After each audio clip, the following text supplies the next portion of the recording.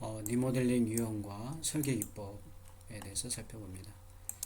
일반 건축물에서는 설계 시의 검토 사항으로서 구조적 측면, 그다음에 외장 리모델링, 환경적 측면, 그리고 부분 리모델링, 증축 리모델링,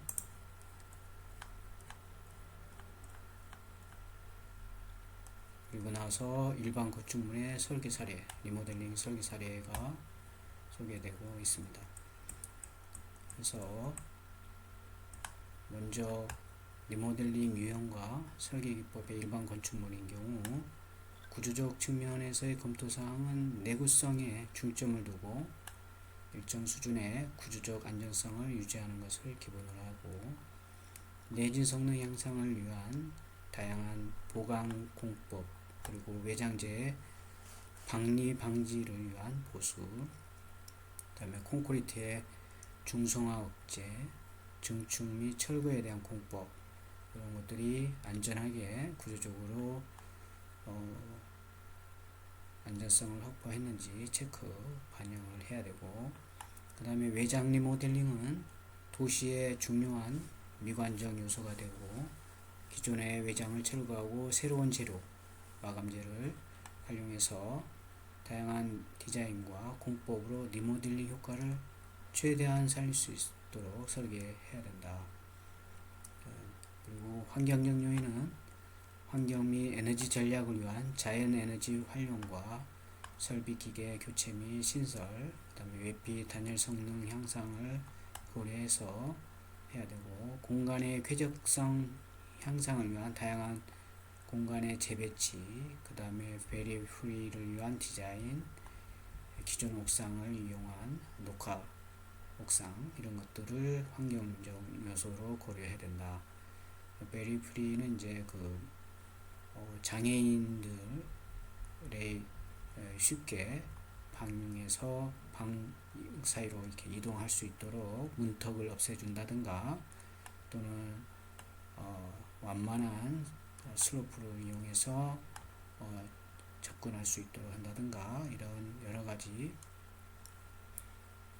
장애 요소가 남지 않도록 설계에 반영하는 거가 되겠고, 그 다음에 부분 리모델링, 인텔리전트화에 대응한 공간과 설비의 다양한 부분을 이제 리모델링으로 이루어지고, 특히 바닥 부분에 다양한 배선 수납을 위한 공법, 이런 것들이 적용하고, 부분적으로 층고라든가 그 다음에 천장고, 이런 것들을 단차, 이런 것들을 활용해서 부분 리모델링에 연계 검토해야 된다. 그리고 증축 리모델링은 설비 이동시설, 예를 들어서 엘리베이터라든가 에스컬레이터, 이런 것들을 어떻게 접목해서 또는 설치해야 되는지의 여부, 이런 것들을 검토하고, 증축을 동반한 리모델링의 경우에는 반드시 주차시설하고 정화조 용량 법적 검토를 해야 된다. 증축으로 인해서 더 많은 주거 인원이 들어오기 때문에 거기에 따른 주차, 그 다음에 이동, 그리고 정화조, 이런 것들이 검토돼야 된다, 이런 얘기가 되겠고, 그래서 리모델링 유형에 따른 공법, 유형과 공법을 보면, 먼저 증축인 경우, 증축도 이제 수직 증축과 수평 증축인데, 수직 증축은 이제 용적률을 높이게 되면 수직 증축을 하게 되고, 수평 증축은 예를 들어서 판상형 이런 공동주택인 경우에 평면이라고 한다면 이렇게 수평 쪽으로 더 평면에 변화를 주어서 증축을 하는 경우가 있게 되겠죠. 이런 경우 이제 수평 증축이 되는 거고, 수직 증축은 이렇게 증축이 원래 기존 구조물의 건축물에 이렇게 더 증축을 한다든가, 또는 이렇게 수평과 수직을 같이 증축을 한다든가 해서 리모델링 하는 경우에 해당이 되겠습니다. 어쨌든 수직 중축인 경우 상부 중축 또는 지붕층 중축, 그 다음에 그러한 방법에 있어서의 공법, 구법은 구조체의 라면 구조의 습식 공법, 건식 구법으로는 경량 철골 구조로 한다든가, 또는 복합화 공법, 예를 들어서 그 복합 구조체를 활용한다든가, PC라든가 이런 것들을 공법적으로 활용하는 그런 구법이 적용될 수도 있고, 금속 지붕재를 활용하는 공법도 적용될 수도 있습니다. 그 다음에 수평 중축은 수평 면적의 확장, 아까 얘기한 것처럼 판상향 기존 공동주택의 이런 중축 평면적으로 수평적으로 증축되는 부분이 되는 거고, 예를 들어서 3공 공간을 확장한다든가, 공동주택에 있어서의 이동 수단이 되는 부분을 확장한다든가, 또는 방의 크기를 확장하는 그러한 수평 중축이 되고, 이에 따른 구법으로서는 이제 라면구조 습식공법이라든가 철골구조 건식공법, 그 다음에 PC 복합화 공법이 적용될 수도 있습니다. 그 다음에 설비 및 이동, 그 다음에 공간 부가 하는 경우는 이제 아까 얘기한 엘리베이터라 또는 로비, 계단 이런 것들이 요구되고, 여기에는 구조체 PC 공법이라든가 습식 공법을 통해서 구법을 적용할 수도 있다. 그 다음에 이제 감축, 제거, 철거 이런 부분도 리모델링에 있어서 필요한 부분이 되는데, 전체 혹은 부분적으로 철거하는 경우 한쪽 부분 철거 또는 골조를 제외한 나머지 전체를 골조만 이제 남기고 다 철거하는 거죠. 아니면 전체 층 전체를 철거하는 경우, 그래서 각종 철거 공법을 활용해서 적용한다. 그 다음에 갱신, 개축, 개수, 그래서 외벽 갱신 같은 경우는 이제 단열 개수, 재료는 부품 갱신을 하게 되고, 디자인 변경은 이제 부분 부가 되고, 외벽 이동, 구조체 제외한 전면 개수, 구조체 보강, 외벽 덧붙임 이런 것들이 이제 리모델링에 필요하게 되겠고, 거기에 따른 구법은 이런 이제 공법들을 사용하게 된다. 그래서 오픈 조인트 공법이라든가 SSG 공법이라든가 DPG 공법, 그다음에 건식 석재 붙임, 이중벽, 그다음에 외벽 덧붙이기, 복합 패널 이런 것들 이제 요건 이제 공사에 관련된 공법을 적용을 해서 리모델링을 해주게 된다. 이렇게 보면 되겠습니다. 그 다음에 이어서 갱신, 그 다음에 개축, 개수. 그래서 예를 들어서 옥상 방수 갱신인 경우 옥상 방수 개수는 각종 방수, 옥상 방수 공법, 시트 방수라든가 여러가지 방수 공법을 동원하는 거고, 그 다음에 내부 공간 재배치는 내부 공간 레이아웃을 재배치하는 거죠. 그래서 공간 분리를 다시 공간 계획을 짠다. 그래서 내부 공간 부품 접합 공법을 사용하고, 그 다음에 내부 공간 개수는 화장실 개수, 그 다음에 로비 개수, 그래서 배관, 구조체 설비 분리, 그 다음에 유닛 세트 이런 것들, 유닛 배관을 설치한다든가 이런 것들도 사용할 수가 있다. 그 다음에 내장 갱신, 이중 바닥 설치, 천장 마감, 바닥 마감, 벽체 및 마감 교체, 각종 이중 바닥 설치 공법, 그 다음에 시스템 천장이라든가 건식 벽체 설치 공법 이런 것들을 사용해서 할 수가 있고, 그 다음에 설비 갱신은 각종 공용 설비 교체, 그 다음에 증설, 그 다음에 개별 공간의 설비 교체, 증설, 이설, 각종 IB 설비 설치, 설비 설치라든가 이설, 교체 공법을 활용해서 적용한다. 그 다음에 구조체 보강, 안전 성능을 향상시키고 일반 내진 성능을 향상시키는 그런 공법을 선택을 하게 되는데, 포스트 텐션이라든가 철골 부재 보강, 그 다음에 단면을 중재 구법을 단면을 증가시킨다든가 해서 안전성을 더 확보해주는 그런 구법을 활용한다. 그 다음 편의시설, 고령자, 장애인 시설 개수, 설치, 경사로라든가 손잡이, 미끄럼 방지 이런 것들 설치해준다. 그 다음에 복합, 증축, 개축, 제거, 철거 이런 것들을 이제 복합적으로 할 수도 있죠.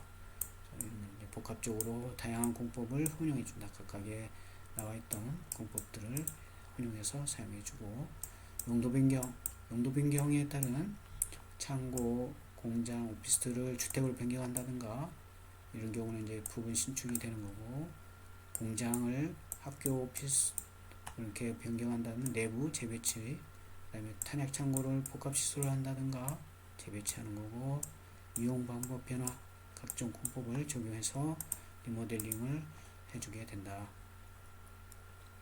그래서 사례를 보면 그림에 보면 이제 부산 중구 청소년 문화집이라는 이제 리모델링 일반 건축물 설계 사례를 소개를 하고 있습니다. 그래서 디테일한 내용들은 여러분 사진이라든가 이런 것들을 좀 활용해서 보시기 바랍니다. 그 다음에 스마트 사일로, 그래서 폐사일로 이용한 공간, 문화 공간을 이제 리모델링한 사례가 되는데, 여기 사일로가 있는데 이걸 이제 쓰지 않는 사일로를 문화 공간으로 재탄생시킨 그런 리모델링 설계 사례가 되겠습니다. 그래서 조금 상당히 이제 그림이 적기 때문에 세부 내용은 좀 여러분들 천천히 확대해서 사용하기 바라고, 그래서 각각의 사일로를 이렇게 이제 평면을 이렇게 배치를 한 거죠. 공간 분할을 해서 재배치를 하고, 각각의 사일로들에 대해서 유니트화 시켜서 뭔가 문화 공간에 이런 전시 공간이라든가 관람 또는 체험 공간, 문화 체험 공간 이런 것도, 그 다음에 부대 시설을 이제 배치를 해서 문화 공간으로 이제 리모델링한 사례다, 이렇게 소개를 하고 있습니다. 그 다음에 이제 일반 건축물이 아니고 공동주택에서의 리모델링 유형을 보면, 첫 번째 단지의 특화계획. 공동주택은 이제 단지가 크기 때문에 어떤 특화계획이 요구되는데, 기존 단지 내에서의 그 단점을 보완하고 동선계획을 해줘야 된다. 그래서 이제 보행 동선계획하고 주차 동선계획을 해서 특화를 시켜줘야 되고, 그다음에 친환경 및 미래지향적인 단지 조성계획. 그래서 친환경적인 그런 환경 요소, 그 다음에 단지 조경에 있어서도 미래지향적인 그런 친환경 요소도 반영을 해서 계획을 해주고 특화를 시켜준다. 그 다음에 단지 특화만 하는 게 아니고 단위 세대의 특화도 필요하다. 그래서 단위 세대의 특화에서는 이제 내부 공간의 재배치라든가 조닝이라든가 이런 것들이 이제 요구되는데, 주거 환경의 변화와 문화에 따른 내부 공간 조닝, 그리고 지금 뭐 예를 들어서 뭐 4인 가족이다, 그렇게 기존에 단위 세대 공간 배치가 되어져 있다 그런다면 이것들을 이제 그래서 뭐 생활 패턴이라든가 그런 그 주거 환경의 변화에 따른 색다른 특화된 4인 공간 배치를 조닝을 다시 한다든가, 또는 뭐 2인 공간 배치를 다시 한다든가 해서 조금 더 업그레이드된 그런 리모델링 계획이 돼야 된다, 이런 얘기고, 기존 구조체 파악. 기존에 이제 건축 공동주택이 벽식 구조로 되어 있는지, 어떤 그 판넬식이 되어져 있는지, 또는 기둥식으로 되어져 있는지, 답상형으로 되어 있는지 이런 것들을 이제 파악해서 리모델링에 적절하게 이 구조체의 특성을 파악해서 단위 세대의 공간 조닝이라든가 재배치를 해줄 필요가 있다, 이런 얘기가 되겠고, 증축에 따른 채광 및 환기계, 증축으로 인한 채광이라든가 환기에 조금 더 보완을 해서 특화시키고, 그 다음에 새로운 코어 계획, 그래서 코어 자체를 이제 새롭게 해서 원활한 이동이라든가 이런 것들이 이제 되도록 단위 세대 특화를 해주고, 가변성 계획을 같이 해준다. 그리고 이제 주차 계획이 있습니다. 그래서 소요 주차 대수 산정, 리모델링으로 인해서, 예를 들어서 아까 얘기한 리모델링 유형이 중축이냐 이런 거에 따라서 주차 대수가 늘어날 수도 있는 거죠. 그런 거에 따른 주차 공간의 계획이 특화돼야 되고, 그 다음에 주동과 연관된 시공성 검토, 그 다음에 진입도 동선 이런 것들도 필요하고, 그래서 주 단지 내에 주 출입구의 그 진입선, 그리고 이동 동선 이런 것들도 우리가 특화시켜줘야 되고, 그 다음에 채광 환기계획, 그 다음에 진출입 램프의 특화계획 이런 것들도 필요하다. 그래서 공동주택에서의 또 특징 중에 하나는 주민 편의 시설이 요구되죠. 그래서 주민들의 편의 시설 계획에 있어서도 특화가 필요한데, 예를 들어서 뭐 주민들을 위한 헬스센터라든가 실내 골프 연습장, 세대별 락커, 라운지 이런 편의 시설이 특화돼서 제공되면 더 좋겠고, 그 다음에 이용자의 편리성과 쾌적성이 계획에 반영이 돼야 되고, 그 다음에 주동의 특화계획, 그래서 미래형 도심 주거 이미지를 창출할 수 있도록 특화시키고, 고급화, 그 다음에 고급화를 위해서 외장재에서도 이제 외관이 격조 있는 그런 디자인을 하고, 저층부와 중층부, 고층부 이런 매스 계획도 해서 주동의 어떤 고유성을 반영하는 아이덴티티를 이제 특화시킨다. 그리고 1층 세대의 차별화. 그래서 1층에 이제 요즘 뭐 1층에 더 특화된 그런 공동주택 같은 경우는 더 분양이 잘 되는 경우도 또 선호하는 사람도 많이 있죠. 그래서 필로트 계획이나 1층에 전용 개인 정원을 만들어서 1층 분양할 때 1층 분양자에게 개별 세대별 정원을 부여한다든가 하는 특화가 필요하겠습니다. 그 다음에 리모델링 사업계획의 프로세스. 리모델링 사업계획 프로세스인데, 먼저 도서 검토, 그 다음에 현지 조사를 해야 되겠죠. 이때는 기존 건물 현황을 조사하고, 그 다음에 관리 현황을 파악하고, 관련 법규와 기존 도서 검토를 현지 조사나 도서 검토를 통해서 하고, 그 다음에 구조 예비 진단, 그 다음에 분야별 진단을 합니다. 그 구조체의 노후화 정도가 어느 정도인지 진단하고 성능 진단을 하게 됩니다. 그리고 분석 결과를 분석하고 보고서 작성을 해서 분야별 진단과 개선 방향을 설정합니다. 자, 어떻게 어느 방향으로 어떻게 특화시키면서 리모델링 할 것인지 여기서 이제 방향 설정이 되고, 그다음에 그리고 문제점 평가 분석이 있습니다. 그래서 문제점 평가 파악을 하고 개선 방향을 설정을 해서 문제점이 해결되도록 하고, 그 다음에 개수 보수 계획 대안을 설정합니다. 그래서 대안을 만들어서 가장 유용한 그런 대안을 가지고 이제 공사 범위를 설정을 하고, 어느 선까지 리모델링 공사를 할 것인지 확정을 짓고, 그 다음에 리모델링 유형, 대수선으로 갈 건지 증설할 건지 이런 것들도 여기서 설정을 합니다. 그리고 나서 거기에 따른 이제 리모델링 사업 타당성 분석을 합니다. 그래서 이 리모델링을 했을 때 사업적으로 타당성이 있는 건지 없는 건지 해서 분석을 하게 되고, 그리고 리모델링 계획안을 이 타당성 분석을 해서 변경을 하거나 계획안 수립을 이제 확정이 되면 하게 되죠. 그래서 물리적, 경제적, 사회적 성능 개선을 고려한 계획안을 수립을 합니다. 그리고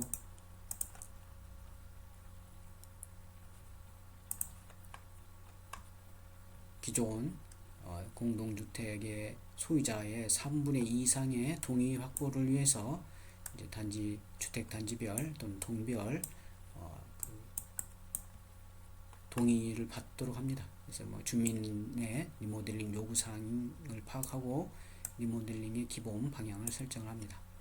그리고 나서 구조 그 공동주택의 안전진단 예비 평가를 하게 되고 그 다음에 조합 설립 인가를 받습니다.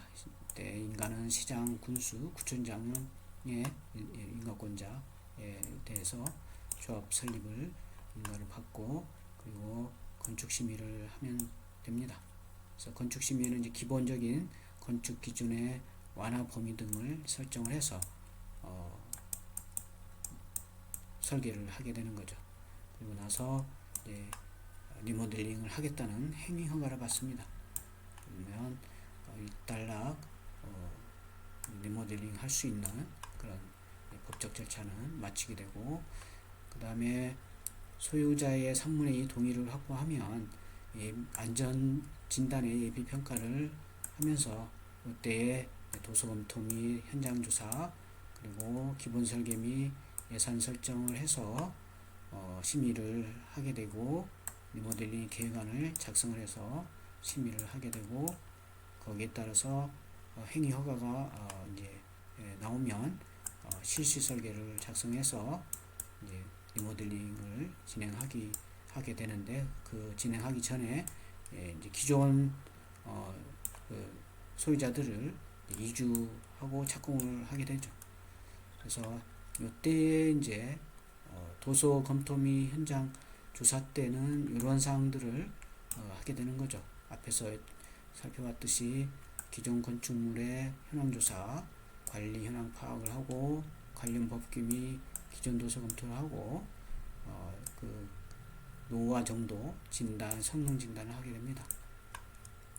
그리고 기본 설계 및 예산 설정에서는 분야별 진단 및 개선 방향을 제시하고 사업 타당성을 분석합니다.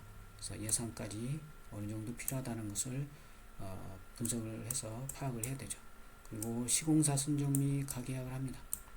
그리고 나서 건축심의와 동업으로 리모델링 계획안을 짜서 건축심의를 하는데 이때 공사 범위를 확정하고 리모델링 유형, 개수선할 건지 대수선할 건지 개수 또는 뭐 보수 증축 정도로 어느 정도 증축을 할 건지 이런 것들을 설정을 하고 그 다음에 리모델링 결의서 개요, 비용 어떻게 비용을 분담할 건지 이런 것들을 작성을 합니다. 그리고 인허가 신청을 해서 심의를 해서 행위 허가를 받는데 이때는 이제 공사 계약이 체결이 돼야 되죠. 실시 설계가 작성돼서 공사 계약이 체결이 되면 행위 허가를 통해서 착공을 하게 됩니다. 착공하기 전에는 이제 이주를 시켜야 되겠죠. 이게 이제 그 리모델링 사업 계획 프로세스가 됩니다. 그리고 건물 진단 및 진단 결과 종합 분석이 있는데 그래서 그때 이제 그때 안전진단 예비 평가 이때부터 진행하는 요 내용들에 대해서 보면 도서 검토 및 현장 조사 이때부터 이제 시작하는 건물 진단하고 진단 결과 종합 분석이 있는데 도서 검토 및 현장 조사에서 리모델링 계획 과정에서의 그 대부분의 기존 도면이 없는 경우가 많기 때문에 이 도서 검토와 현장 조사가 굉장히 이제 중요하게 됩니다. 그래서 보관되어 있다면 도면이 이제 미흡하면 실측을 해서 추가로 현장 조사에 따른 도면을 만들어야 되고 시공 당시에 낮은 기술 수준으로 구조체의 위치 또는 크기가 다르게 나타나고 있을 경우 이제 실측을 통해서 리모델링 계획에서 이제 반영을 해야 됩니다. 그래서 준공 도서를 검토하고 현장 조사를 통해서 불일치한 점이 있는지 체크를 하고 건물 상태를 파악해야 됩니다. 그리고 수선 이력 등, 그래서 어떤 그동안 사용하면서의 보수 이력, 수선 이력들을 파악해서 보수 보강 공법은 공사 부분이라든가 공법은 무엇인지, 그다음에 설비 교체 공사의 내용들은 어떤 건지 이런 것들을 파악하게 됩니다. 그리고 구조 예비 진단 및 분야별 진단을 하게 되는데, 리모델링 계획은 기존 건물을 기초로 해서 기존 건물에 대한 구조 진단이 매우 중요하고, 건물의 노후화된 부분을 구조 예비 진단을 해서 안전성을 확보하고, 거기에 따라서 구조뿐만이 아니라 기계 설비, 전기, 소방 이런 것들도 같이 조사하고 분석을 합니다. 그 다음에 분석 결과 종합 진단서 보고서를 작성하게 돼서 전체적으로 건물의 성능을 어떻게 평가해서 리모델링 할 때 안전성을 확보하면서 리모델링 설정에 따른 리모델링 공사를 진행할 것인지를 판단하게 됩니다. 다음으로 타당성 검토 및 리모델링 계획안 수립입니다. 그래서 도출된 문제점이 있는지, 그래서 그러한 문제점을 입체적으로 평가하는 거죠. 그래서 아까 얘기했듯이 조사했던 내용들을 가지고 분야별로 문제점 분석하고 노후화 정도를 정확히 판단하고, 그래서 리모델링 공사 범위하고 경제적 공사 방법을 채택합니다. 그래서 사업성이 어느 정도 있는지 이런 것들을 이제 파악하게 되죠. 그리고 개수, 보수 계획하고 대안을 설정합니다. 그래서 리모델링 계획의 기본 방향을 설정하고, 대수선, 개축, 리모델링 범위를 설정해서 어떻게 리모델링을 어느 범위까지 할 것인지, 또 공법을 어떤 걸 쓸 거고, 건물의 해체나 철거는 어떻게 할 것인지, 어느 정도 할 것인지 이런 것들을 수립합니다. 그리고 사업 타당성 검토를 합니다. 그래서 예비 공사비, 운영비 이런 것들을 산정해서 리모델링에 따른 비용 이런 것들을 이제 산출하고, 그 다음에 리모델링 이후에 창출되는 임대 수익이 어느 정도 되는지 이것들을 이제 분석을 해서 사업성이 있는지 확인합니다. 그리고 공사 범위, 리모델링 계획 수립합니다. 그래서 사업성 여부가 결정이 되면 리모델링 사업에 있어서도 사업성이 타당성 있게 나왔다. 그러면 거기에 따라서 공사 범위를 확정하고 건축, 토목, 설비, 전기, 공조별 리모델링 유형에 따른 계획을 수립합니다. 그래서 리모델링 공사는 신축 공사와 달리 철거 공사가 수반된다. 그래서 이제 뼈대만 남기고 다 철거할 것인지, 일부만 철거할 것인지 이런 것들을 이제 결정을 하고 공사 범위에서 철거를 어느 정도 할 건지 설정합니다. 그래서 리모델링 전후 도면뿐만 아니라 철거 도면이 요구됩니다. 그리고 리모델링 설계에 있어서 특화 계획이 필요하게 되는데, 리모델링에 있어서의 성능 개선 또는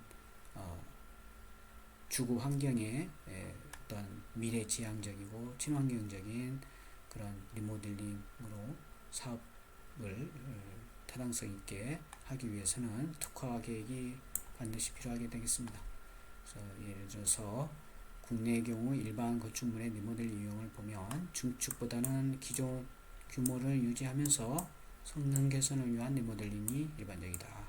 그래서 일반 건축물보다는 공동주택의 증축 리모델링을 많이 추진하고 있는 실정이다.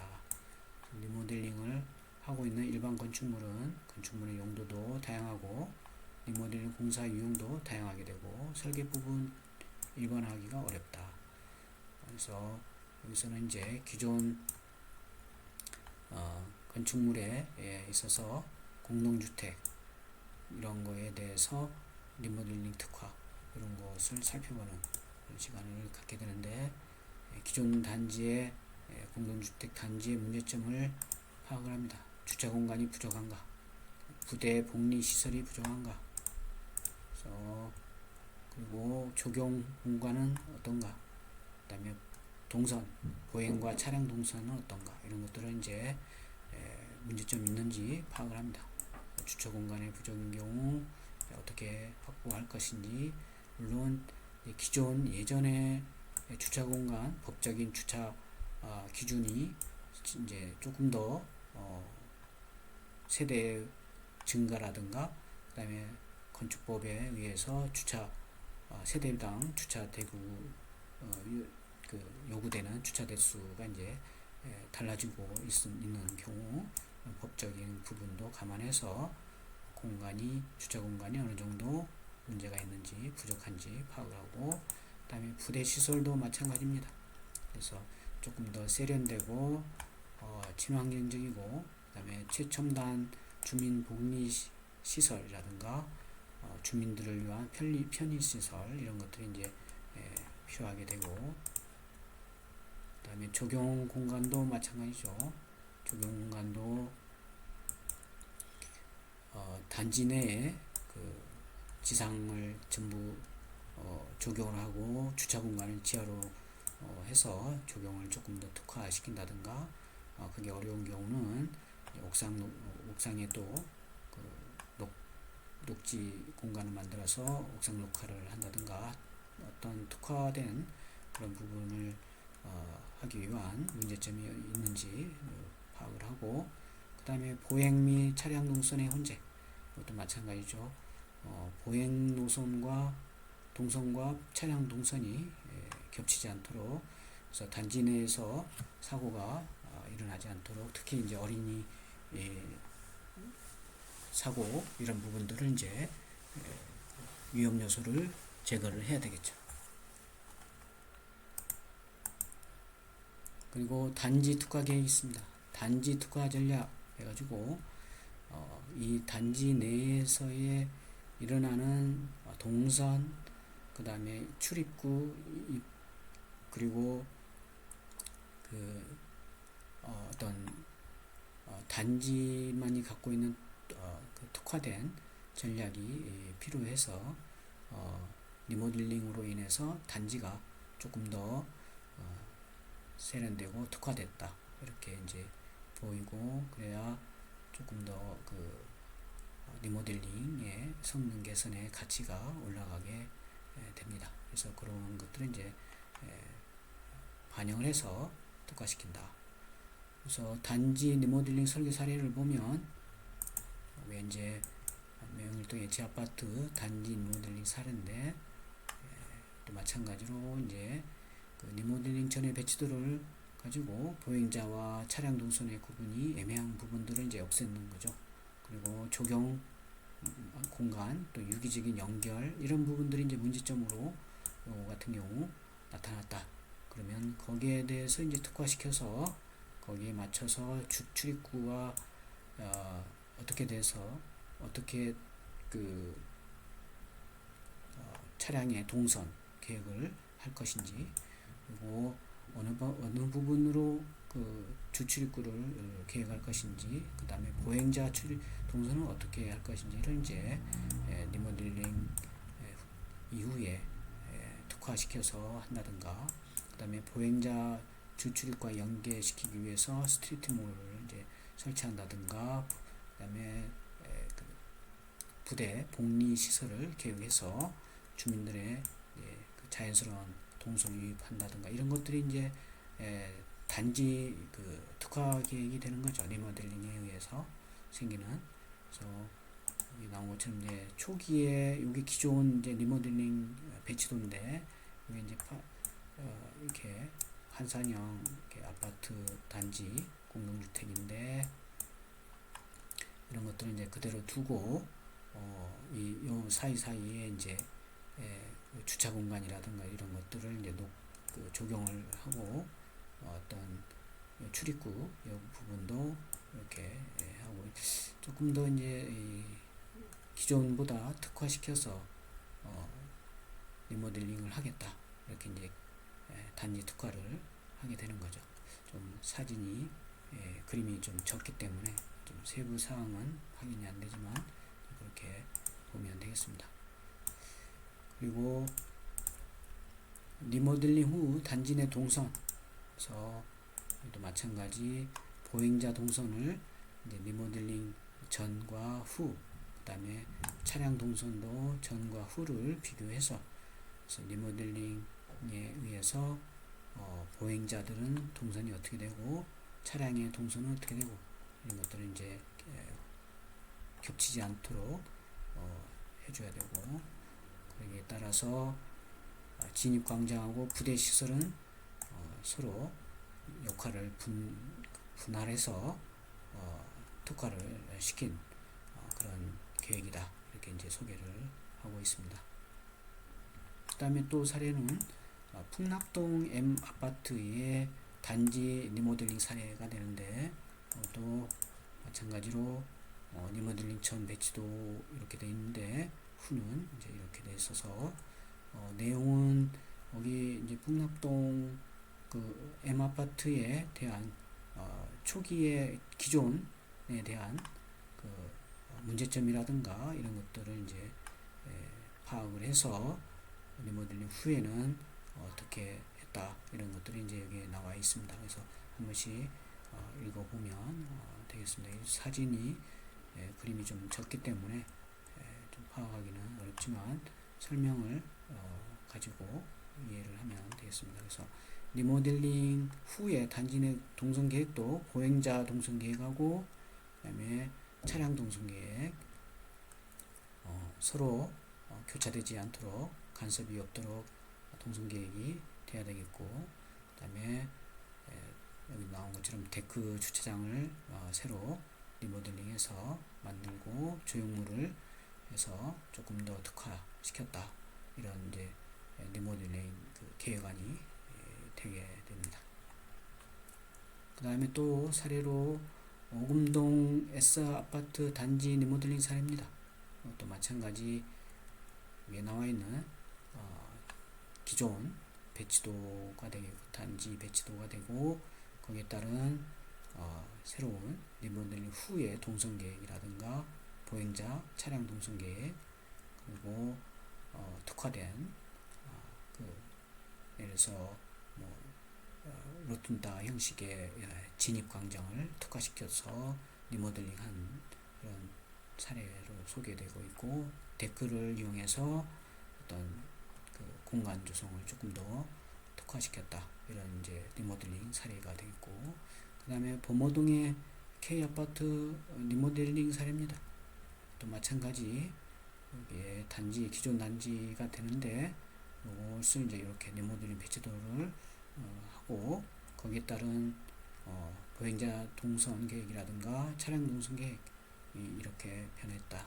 그리고 이러한 시스템을 넣어서 리모델링 특화를 했다, 이런 것들이 이제 소개되고 있습니다. 여기 보면 분리된 두 개의 단지를 연계시켜서 커뮤니티를 만들고 플라자를 만들고 어떤 거리 스트리트 몰을 만들어서 특화를 시켰다, 이런 게 이제 리모델링 후에 나타난 특화 내용이 됩니다.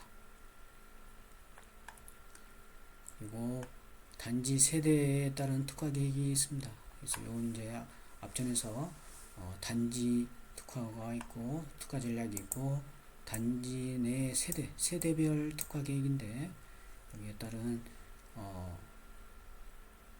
내용도 우리가 이제 그 리모델링 할 때 세대 공간 재배치라든가 공간 조닝이라든가 그다음에 동선 이런 것들도 다시 특화시켜서 리모델링의 성능을 가치를 증대시키는 그런 계획이 돼야 됩니다. 그래서 이 보면 이제 현실적으로 공동주택 리모델링 사업의 가장 큰 매력은 세대 주거 공간, 주거 전용 면적의 30%까지 증축을 허용하고 있다. 그래서 주택법 시행령에서 사용 검사일로부터 15년이 경과한 경우 증축 리모델링을 할 수 있고, 이 경우 각 세대 주거 전용 면적의 10분의 3 이내에 증축이 가능하다고 규정되어 있다. 그래서 30%죠. 30% 이내에 공간을 더 주거 전용 면적의 공간을 더 얻을 수 있는 거죠. 그리고 또한 이와 관련해서 건축법에서 일부 건축 기준의 적용을 완화, 그래서 뭐 용적률을 완화한다든가 공개 공지를 제공한다든가 하면 용적률을 완화시켜주는 그런 것도 있습니다. 그래서 그리고 건축법 적용을 완화해주는 기준으로 세대수를 증가하고 복리시설을 분양하지 않는 조건으로 할 수도 있다. 이런 것들이 이제 특화할 때 반영을 해서 해줘야 된다. 그리고 기존 단위세대의 문제점 그리고 특징을 파악합니다. 그래서 과거의 기존 단위세대 평면을 검토해서 그 시대의 생활 패턴은 이제 현대 지금의 생활 패턴으로 요구되는 사항이 있는지 거기에 맞춰서 세대 공간 조닝을 다시 해줄 필요가 있죠.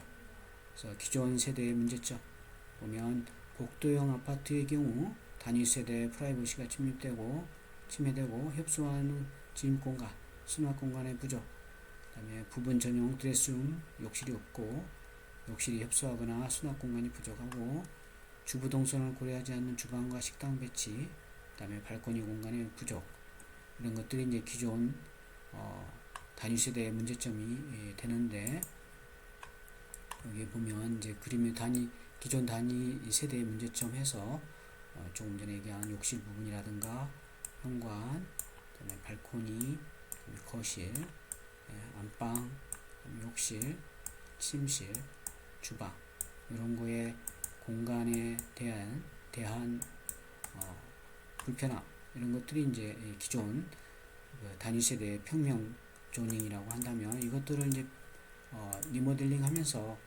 바꾸는 거죠. 그래서 그리고 기존 단위 세대별 유형별 분류를 보면 구조 방식에 따른 분류가 있습니다. 그래서 아파트 구조 방식으로 분류해 보면 크게 기둥식, 그다음에 벽식 이렇게 나눌 수가 있고 특히 이제 60년, 70년, 80년대 아파트들은 이제 벽식 구조가 많죠. 그래서 기둥식 구조 방식 70년대 공동주택의 경우에 이런 식으로 되어 있습니다. 기둥식 구조는 층고가 높고 기둥을 제외한 비내리피역 철거가 쉬워서 내부 구조의 변형이 용이하다. 여기 이제 리모델링 할 때는 오히려 기둥식이 더 유리하죠. 벽식보다. 그리고 기둥식과 벽식이 같이 되어 있는 80년대 공동주택. 그래서 대부분 벽식 구조의 형태를 띠고 있지만 중앙 쪽은 기둥식 형태를 가지고 있어서 벽식 구조의 한계가 있지만 중축 리모델링의 계획에는 가능하다. 그래서 약간 벽식이 그 리모델링 할 때에 어떤 한계가 있기는 하지만 그래도 기둥이 있기 때문에 리모델링 할 때 이 세대별 공간 조닝이 재배치 조닝이 수월합니다. 벽식 구조에 비해서는 벽식 구조는 이제 기둥과 보가 없이 가로 세로 벽 내력벽 그다음에 바닥판으로 이루어진 구조죠. 80년대 후반부터 대량의 아파트를 이제 공급하기 위해서 사용됐던 구조 형식인데 리모델링 할 때는 상당히 이제 좀 어려움이 많이 따르는 그런 벽식 구조 형태가 됩니다. 그래서 내력벽의 한계로 내력벽이라고 하는 것은 말 그대로 힘을 받는 벽이죠. 구조적으로 있어야 되는 벽이죠. 그래서 이 내력벽을 훼손할 수가 없습니다. 한계가 있죠. 내력벽을 훼손하기 위해서는 보강을 해야 되고 거기에 따른 또 추가 보강공법이 도입돼야 되기 때문에 그래서 내력벽을 훼손하기가 좀 쉽지 않습니다. 그래서 어쨌든 그런 내력벽의 한계로 내부 평면의 가변성 계획이 어려운 점이 있다. 그래서 한 방향으로 중축 리모델링 계획을 하게 되고 기존 보다 개선된 평면 계획이 이제 가능하다. 그래서 내력벽식 그 평면 구조는 그대로 두고 수평적으로 증축을 해서 리모델링하는 그런 방법도 생각해 볼 수도 있다. 이런 얘기죠. 그래서 구조 방식에 따른 리모델링 사례, 기둥식 구조 방식 리모델링 전, 후 그래서 사진이 그림이 좀 적기 때문에 이렇게 리모델링 할 때에 이 세대의 공간 조닝이 불편함을 아까 문제점이 있었던 것들을 이제 해소하고 근래의 그 생활 패턴 또는 요구 사항에 맞춰서 이제 리모델링 세대 재배치 공간을 이제 조닝했다 이런 거가 되겠습니다. 그 다음에 이제 코어 계단실 엘리베이터의 구성 형태에 따른 이제 분류가 됩니다. 코어를 어디에 두느냐에 따라서 이제 그 리모델링 형태가 달라지는데 구조 형식 이외에 리모델링 계획에서 계단실 엘리베이터의 구성 형태에 따라서 리모델링 계획 기법이 달라지게 됩니다. 그래서 일반적으로 이제 3세대 이상이 2개 이상의 계단 실과 엘리베이터를 공유하고 세대의 연결 동선이 이제 복도형으로 되어 있을 때 복도형이라고 이렇게 부르고, 그 다음에 계단 실형은 2세대가 한 개의 코어를 공유하는 형태를 말하고 있다. 일반적으로 리모델링 계획은 할 때는 복도형은 2세대마다 새로운 코어 계획을 하고, 계단 실형으로 리모델링하고, 계단 실형은 기존 계단실을 활용해서 그대로 이제 경제적이나 이제 공사할 때는 이제 난이도가 있는 그런 코어가 되겠습니다. 그래서 그림의 표에 보면 코어 구성 형태에 따른 사례 가지고 리모델링 전과 후에 대한, 예를 들어서 복도형인 경우 여기에 나온 이제 그 코어가 여기 이제 복도가 이렇게 있고 코어가 이렇게 있죠. 복도가 이렇게 있고 그것들을 이쪽에 이렇게 계단실을 두어서 한다든가. 그래서 리모델링 계획의 특징을 보면 복도식 아파트의 경우 복도에 방이 접하게 되어 프라이버시가 문제가 있고, 복도 측은 발코니가 없어 서비스 공간이 부족하다. 리모델링 후에는 계단실을 이제 신설해서 계단실형 구조로 변경했고, 그 다음에 앞뒤에 서비스 공간 계획을 해서 방의 개수를 이제 증설했다. 여기 이제 리모델링 하게 되면 여기 이제 방을 이제 더 넣을 수 있는 거죠. 계단실, 이제 여기 이제 계단실에 리모델링 전이고 후가 되는데, 이렇게 이제 계단실이 되면서 발코니 있고 이런 이제 실이 이렇게 조닝이 달라지는 거죠. 그래서 이때의 특징을 보면 기존 코어를 활용해서 리모델링 계획을 세웠고 전실과 같은 공간을 이제 계획해서 현관 앞을 고급화했다. 그리고 생활 변화에 따른 안방의 욕실 드레스룸을 이제 넣어서 고급화했고, 거실 확장 계획과 주방 남향 배치를 이제 넣어서 리모델링 했다. 조닝을 다시 했다라는 거죠. 이렇게 돼 있고, 그 다음에 단위 세대 리모델링 특화 계획입니다.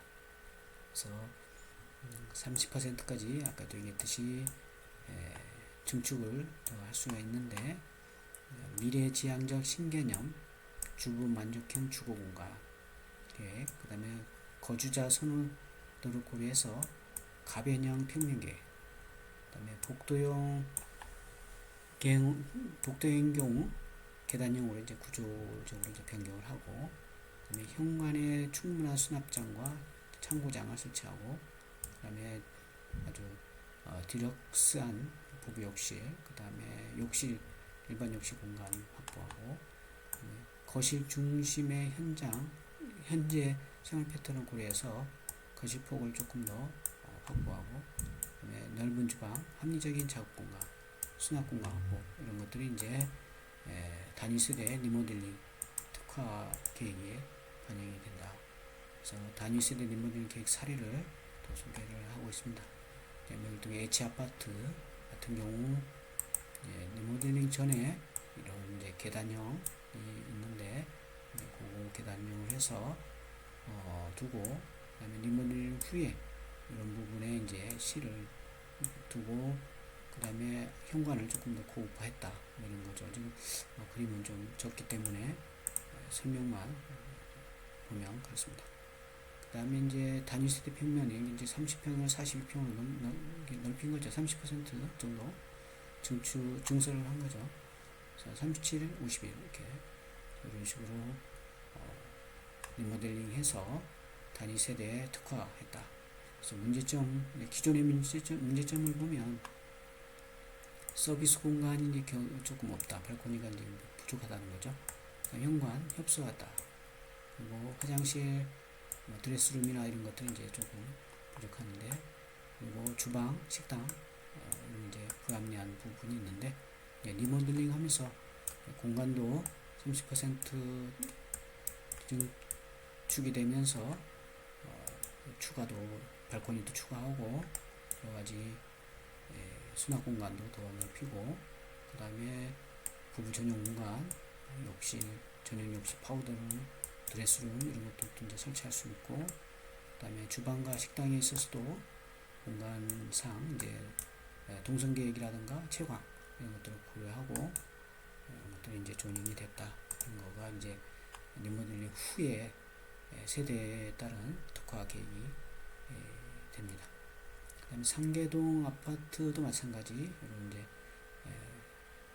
리모델링 전에 나타나는 문제점을 리모델링 후에 이렇게 이제 개선을 해서 성능 개선과 가치를 높였다. 그 다음에 오금동 S아파트 마찬가지 리모델링 전 문제점과 개선사항 후에 개선사항 이렇게 되어 있고, 그 다음에 마찬가지 그래서 대부분 이제 리모델링을 통해서 그 세대의 주거 전용 공간도 넓어지고 리모델링 후에 그 생활 패턴에 따른 공간 재배치 조닝도 조금 더 개선되고 많이 좋아진 그런 이제 리모델링 사례가 된다 이렇게 보면 되겠습니다. 그래서 신정동 D 아파트도 마찬가지가 되겠습니다. 그 다음에 이제 주차 계획이 있는데, 자, 오늘은 여기까지 하고 주차 계획은 또 이어서 얘기하도록 합니다. 그다음에 지난 시간에 아마 과제물이 나왔는데 오늘 또 과제물이 있는데 과제물은 리모델링 사례 지금 우리 살펴봤듯이 교재에서 살펴봤듯이 리모델링 공동주택의 리모델링 하죠. 공동주택 뭐 일반 건축물 해도 상관없습니다. 일반 건축물 또는 공동주택의 리모델링의 사례를 조사해서 PPT로 제출하면 되는데, 여기 지금 우리가 조금 전에 살펴봤듯이 요 내용들을 토대로 해서 공동주택 같은 경우는 단지의 특화는 어떻게 리모델링 됐고, 세대의 특화는 어떻게 되어 있고, 그 다음에 다음에 얘기할 주차 계획은 어떻게 되어 있고, 이런 것들을 사례를 조사해서 PPT로 작성을 해서 카페에다가 제출하면 되겠습니다. 일반 건축물인 같은 경우는 이제 그 일반 건축물에 따른 아까 우리 앞에서 살펴봤듯이 거기에 맞춰서 특화된 리모델링 사례를 조사해서 카페에다가 제출하면 되겠죠. PPT를 작성할 때는 이제 우리가 비교를 해야 되기 때문에 기존 상태 해서 이제 리모델링 후, 그러니까 리모델링 전과 기존 상태죠. 전과 후를 이렇게 같이 비교해서 볼 수 있도록 사례 조사를 하게 되면 되겠습니다. 그래서 이렇게 리모델링 전, 리모델링 후 이런 식으로 이제 구분해서 사례 조사해서 레포트를 만들면 되겠죠.